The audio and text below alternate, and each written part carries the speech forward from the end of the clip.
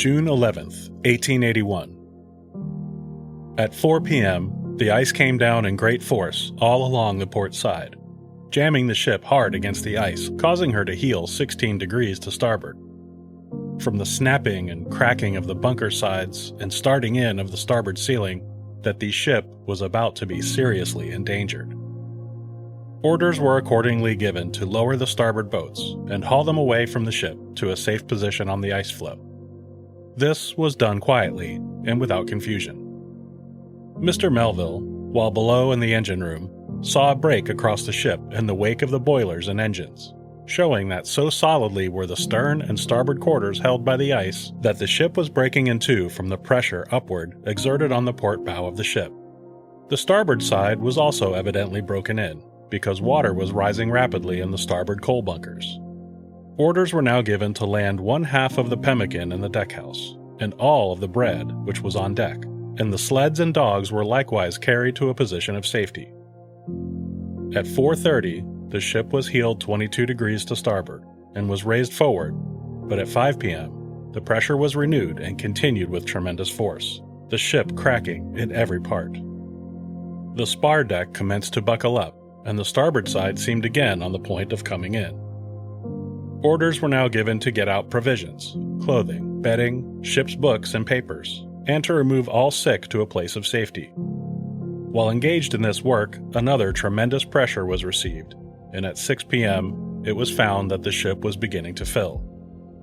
From that time forward, every effort was devoted to getting provisions, etc., on the ice, and it was not desisted from until the water had risen to the spar deck, the ship being heeled to starboard about 30 degrees.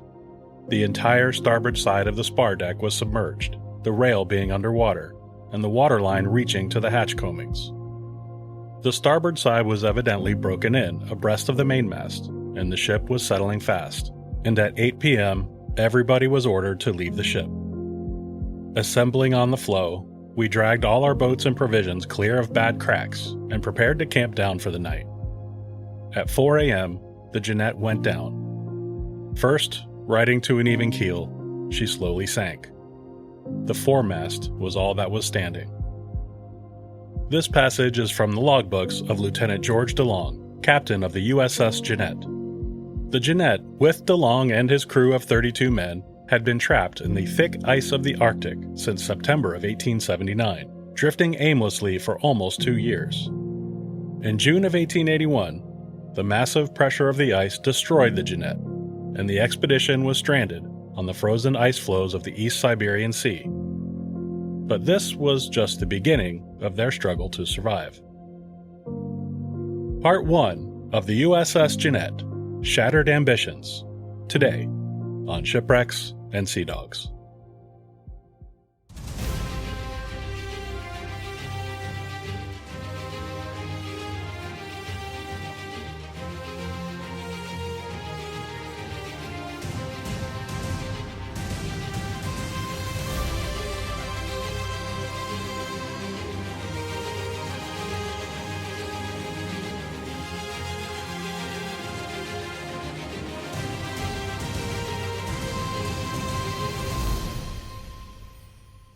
Hello and welcome to Shipwrecks and Sea Dogs, Tales of Mishaps, Misfortune, and Misadventure.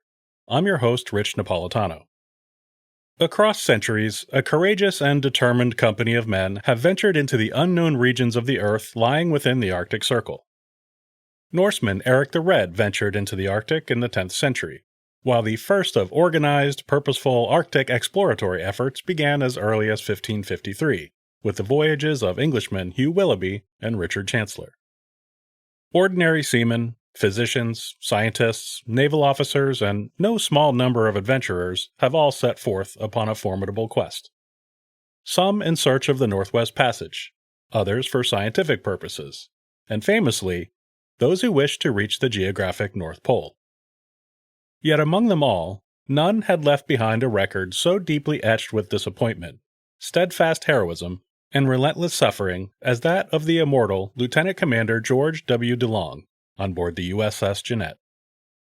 The ship that eventually became the USS Jeannette began as HMS Pandora, a 420-ton gunboat of the Royal Navy, built at the Pembroke Naval Yard in 1860. She was 146 feet long, 25 feet wide, and while rigged as a bark, her primary propulsion was via a steam-driven screw propeller. HMS Pandora was acquired from the Royal Navy in 1875 by Sir Allen Young, an experienced mariner and explorer. Young served as sailing master aboard HMS Fox in 1857 under Leopold McClintock during an expedition to search for the lost Franklin expedition in northern Canada. In 1860, as captain of HMS Fox, he led an expedition to determine the feasibility of establishing a telegraph line from Europe to America through the Faroe Islands, Iceland, and Greenland, a project that never materialized. Young purchased Pandora to once again search for evidence of the Franklin expedition, partially funded by Lady Franklin. Pandora sailed from Southampton in 1875, but was unsuccessful in reaching the primary search area due to thick ice. Young returned to the Arctic in 1876 with Pandora, with the goal of finding the Northwest Passage, but was diverted by the Admiralty to deliver much-needed supplies to the British Arctic expedition, a voyage which earned him a knighthood. In 1877, Young sold HMS Pandora to American James Gordon Bennett Jr., the owner of the New York Herald. Bennett was gregarious, ostentatious, and the third wealthiest man in New York at the time. He was somewhat of an adventurer himself, having won the first-ever transatlantic yacht race, and was an enthusiast of hot air balloons. The Gordon Bennett Cup, the world's premier hot air balloon race, is still held today. Bennett selected the vessel, along with Lieutenant George Washington DeLong of the United States Navy, for an expedition to test an ancient belief that there was an open polar sea, a relatively warm water sea at the North Pole. A map from the 1590s shows a mass of land and ice divided into 4 relatively equal parts by 4 rivers. These rivers lead to an open polar sea at its center, with a mountain of iron at the North Pole. The ancient Greeks called this Hyperborea, a warm climate beyond the mountains where it was always summer. The Norse people called this land Ultima Thule, where warm water flowed beyond the ice, and fantastical creatures lived. Throughout history, humans speculated and created wild theories of what existed at the Earth's poles, including the hollow Earth theory, and holes at the poles made famous by John Cleves Sims. The warm water open polar sea theory was reignited by 19th century geographers, most notably American Matthew F. Maury and German August Petermann, who theorized the Kuroshio Current from the Pacific and the Gulf Stream from the Atlantic converged at the North Pole to create the open polar sea. The mystery of the poles fueled a desire in Bennett for polar exploration, and he was a believer in the existence of this open polar sea. Bennett partnered with the United States Navy for the expedition, with Bennett providing the funding and the Navy providing the crew, and George DeLong would command the expedition. Bennett renamed the Pandora to Jeannette, after his sister, and, as it would be sailing under naval laws and discipline, it was designated USS Jeannette. George DeLong was no stranger to the Arctic. In 1873, he was second in command of USS Jeannette, which set out for Greenland to find the survivors of the Polaris expedition. Conditions were harsh, and the approaches to the site were blocked by ice. Ultimately, this mission was a failure, but the experience left a mark on DeLong, and he very much desired to return to the Arctic again. DeLong sailed the Jeannette from Le Havre to San Francisco, accompanied by his wife Emma, and arrived at Mare Island Naval Shipyard in January of 1879. DeLong spent the early months of 1879 in Washington, D.C., promoting the expedition and seeking additional support, including the assistance of a supply ship. This request was denied, which put the entire expedition in jeopardy. James Gordon Bennett was forced to step in, and he hired the schooner Francis Hyde to carry extra coal and supplies as far as Alaska. At Mare Island, the Jeannette was significantly rebuilt and fortified to withstand the tremendous pressure of the Arctic ice. It received the latest technology, including Thomas Edison's arc lights, a telephone from Alexander Graham Bell, telegraph equipment, Budweiser beer, and a 3,000-volume library.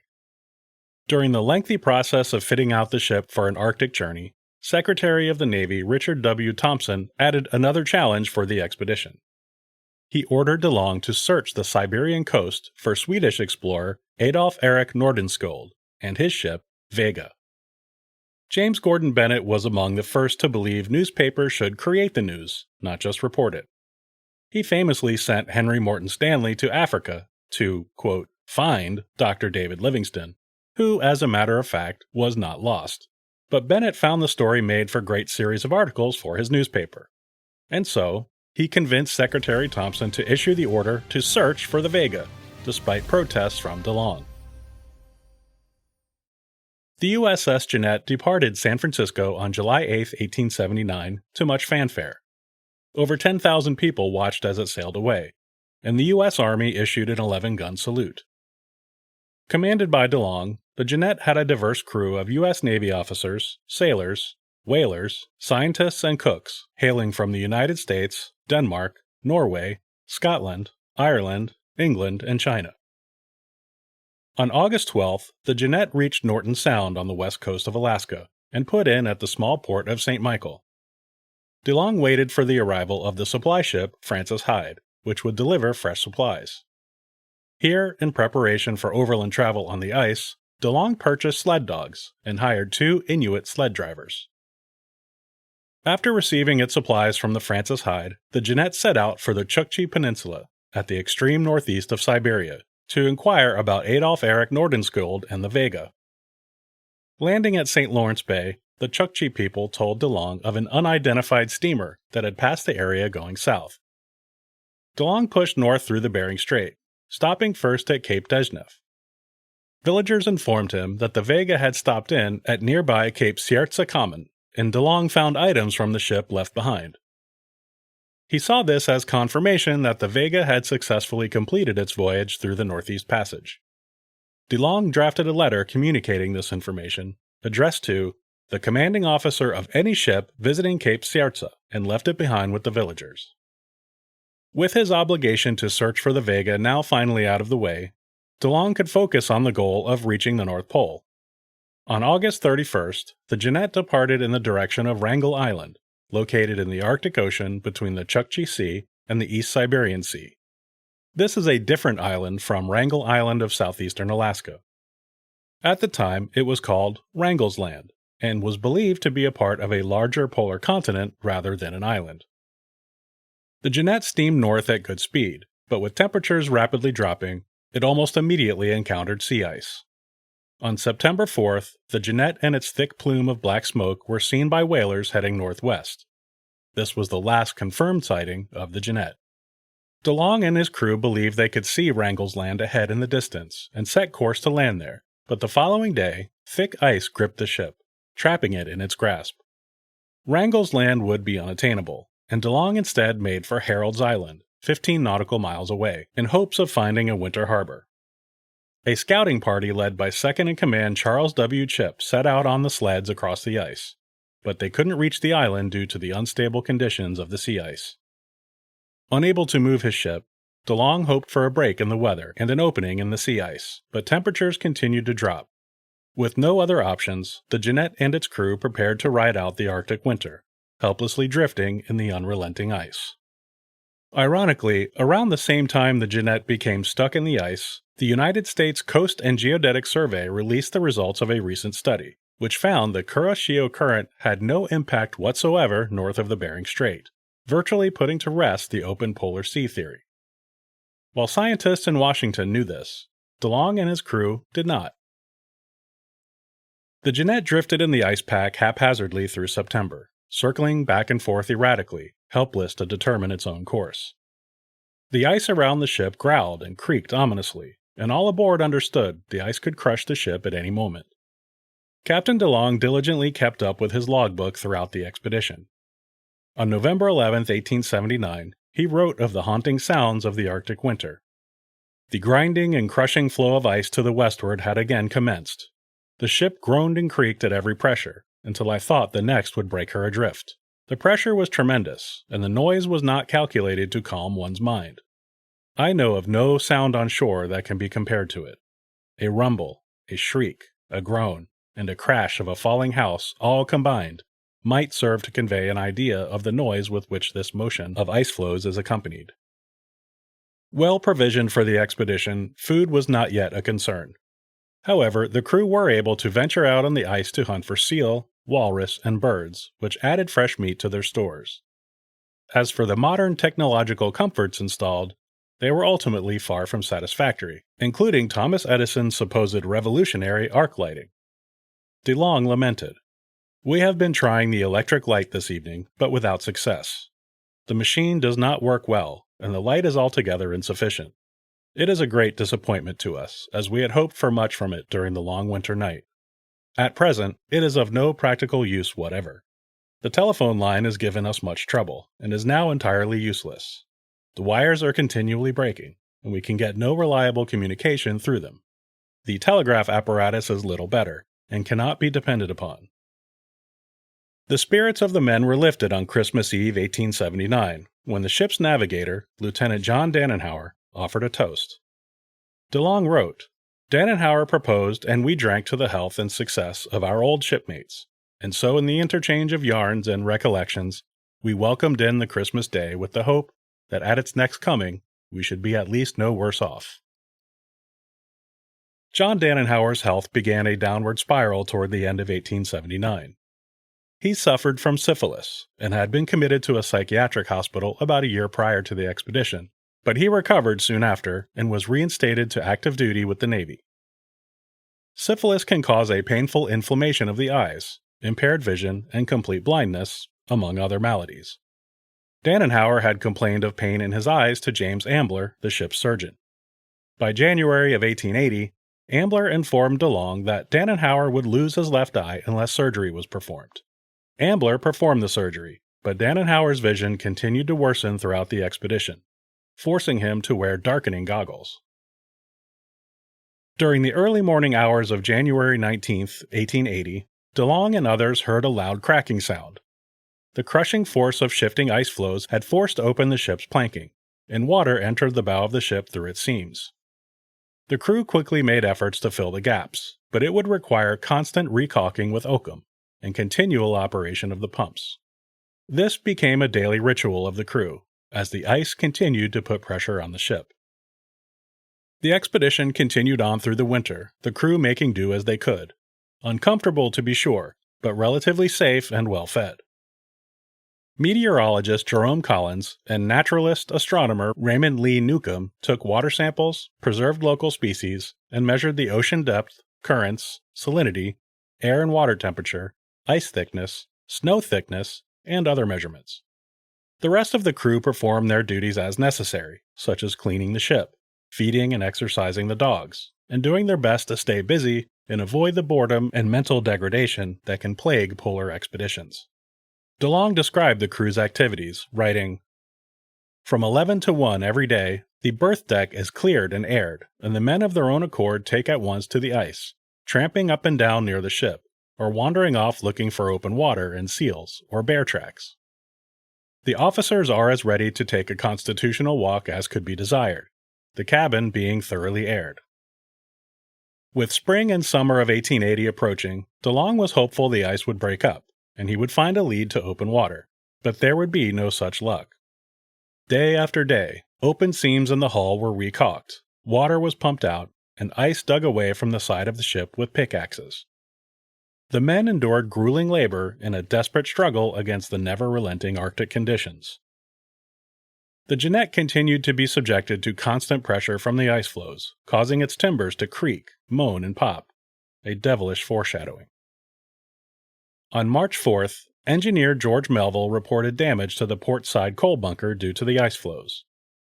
DeLong wrote of this, "Had I any doubt of it before, I should be convinced of it now, that nothing of wood and metal could be constructed to withstand the tremendous pressure caused by moving ice floes." In April, DeLong could see some leads opening up, but nothing near enough to his ship to be of consequence.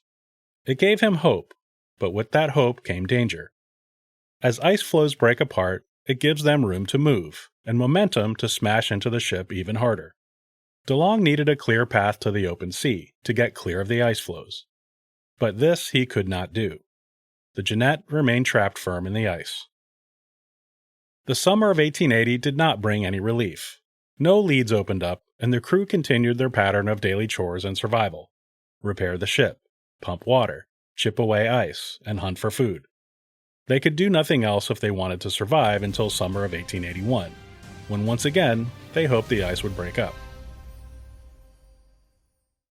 While the ship was originally well stocked, they would not be able to remain on the ship for much longer. DeLong knew if they did not find open water, he would be forced to abandon the ship and trek over the ice with the ship's boats. In the early months of 1881, the ice was now taking the Jeannette steadily northwest, and the crew was thrilled to spot land for the first time in 2 years. This was a small, desolate island, too far to reach on foot over the ice. The crew named the island Jeannette. There was yet more cause for celebration when they spotted a second island, closer to the ship, and engineer George Melville set out with a scouting party to reach the island. On June 2nd, Melville planted the American flag and claimed the island for the United States. This barren, ice-capped land was named Henrietta Island after George DeLong's mother. On June 11th, the ice seemed to finally cooperate and gave way enough for the ship to settle into the water on an even keel. DeLong immediately ordered the crew to bring all supplies and equipment, some of which was stored on the ice, back on board. He wanted to be ready to move if a lead opened up. But this was false hope, and the ship remained icebound. At 4:00 p.m. on June 12th, a large ice floe slammed into the port side of the ship at full force, jamming the Jeannette hard against the ice on its starboard side. As described in the scene at the top of this episode, DeLong ordered all provisions, sleds, dogs, boats, and everything else possible to the ice. The 33 men of the Jeannette watched as their ship, their home for over 2 years, slowly disappeared under the ice. It was a solemn moment as they were now faced with trekking over 500 miles across the treacherous ice to the Siberian coast. Captain DeLong was an extremely capable officer and had anticipated being in such circumstances. The men were all sheltered in tents on the ice while preparations were being made to begin their retreat to Siberia. 90 days of provisions and other supplies were loaded onto 4 sleds, each weighing over 1,000 pounds. The men, including officers, were fitted to a hauling harness to pull the sleds and the 3 boats, which would be used when and if they could find open water. Additionally, the dogs pulled 1 sled, which carried their medical supplies. With the men organized into 5 work parties, the journey south began on June 17, 1881. Progress was painstakingly slow, as ice ridges, hummocks, and snowdrifts made for significant obstacles. All the men were forced to haul just 1 sled at a time over a short distance, then return to haul each of the 7 sleds in turn. For the entire expedition to make 2 miles south, a total of 26 miles of extremely difficult ground had to be covered. DeLong described, "We have such terrible roads, such soft and deep snow, and such ugly ice openings. 28 men and 23 dogs laying back with all their strength could only start our 1,600-pound sled a few feet each time, and when it would plunge into a snowbank, it was terrible work getting it out." The sight of a small island in the distance offered the chance of rest and recovery. The men desperately fought through the hardships, with the ice often shifting or breaking apart under their feet. On several occasions, the men were forced to float on small ice rafts to cross open gaps in the ice. The expedition reached the island on July 27th, after covering 90 miles of tough sledding. Remarkably, no men, dogs, or sleds were lost in their effort to reach the island. They named this barren slate of icy rock Bennett Island after their benefactor, James Gordon Bennett. They rested here for over a week, giving the sick and injured a chance to recover.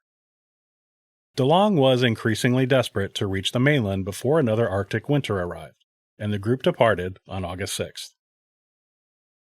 By mid-August of 1881, the rapidly declining food stores became a serious concern. 2 years spent locked in the ice, and now the slow progress with the sleds had reduced their stores to only tea, pemmican, and beef extract. Hunting parties came back with an occasional seal or ptarmigan, providing an additional but temporary boost of calories. Ice floes continued to slide and grind past them and shift under their feet. "The ice seemed to come around us like magic," wrote DeLong, "and that it was moving and swirling about as if in a tideway." Open leads in the ice could be observed in the distance, and DeLong knew the time would come soon to take to the boats. On August 19th, DeLong made the decision to redistribute all the remaining supplies into the 3 boats and cut up the sleds. When the time came, they would be ready to launch the boats into the open water and make for the Siberian mainland. By this time, the group had made the difficult decision to eat their sled dogs. One by one, the starving animals were sacrificed so that the men could live.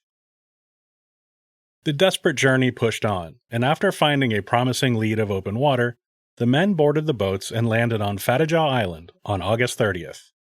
The moss-covered island had signs of life and hope. The one remaining sled dog, named Snoozer, chased lemmings, while the men hunted for deer, geese, ducks, and hare. Tall Norway pines provided wood for fire and much-needed repairs to the boats. Despite the relative comfort of the island, the men departed the following day. After making several unsuccessful attempts to land at different parts of the island, they continued southward instead. Suffering from terrible exhaustion, exposure, and hunger, the men alternated between boarding the boats in open water and hauling them across the rough ice, now without the use of the sleds. As they pushed on through to another island, many of the men, including DeLong, were thrown into the ice-cold water up to their shoulders, and they spent miserable nights in the boats fighting off death from exposure. After the 3 boats became separated for a time, they all successfully reached Koltonoy Island on September 4th. In 35 days, the crew of the Jeannette had slogged over 250 miles of almost impossible icy terrain. Faces, hands, and feet were swollen, chafed, and bruised.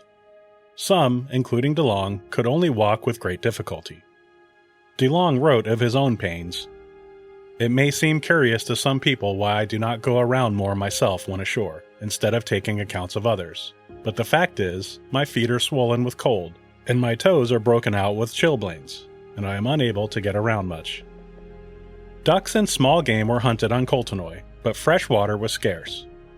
Ruined huts were found scattered about the island, along with wooden cups, rags, and other evidence of human existence, although the island was otherwise uninhabited. Moving on from Koltonoy, the expedition reached Semenovsky Island, where a deer was shot by Alexei, one of the Inuit dog sled drivers from Alaska. This provided a nice meal for the weary men. Semenovsky Island had provided food, water, and wood for the expedition, and on September 12th, they set out again. They were still a grueling 185 kilometers, about 115 miles, from Siberia. Before departing, a message was left in a tin case for anyone who may later happen across it. The message reads, "We are all well, have had no scurvy, and hope with God's help to reach the Lena Delta during the coming week. Have yet 7 days' provisions." That's going to do it for Part 1 of the USS Jeannette, Shattered Ambitions. Please be sure to listen to Part 2 and the conclusion of this epic story from maritime history. Thanks to Patreon subscriber Connie M. for requesting this episode. Shipwrecks and Sea Dogs is written, edited, and produced by me, Rich Napolitano. Original theme music is by Sean Siegfried. You can find transcripts, show notes, and show merchandise at shipwrecksandseadogs.com. For ad-free listening, exclusive bonus episodes, and some free perks, please subscribe to the Officers Club. Join at patreon.com/shipwreckspod or directly through Apple Podcasts. Just find the show in Apple Podcasts and click the button to subscribe. If you enjoy Shipwrecks and Sea Dogs, you can do me a huge favor by leaving a 5-star review on Apple Podcasts, Spotify, or wherever you listen to podcasts. It's completely free, only takes a moment of your time, and I would be sincerely grateful. Please join me again next time, but until then, don't forget to wear your life jackets.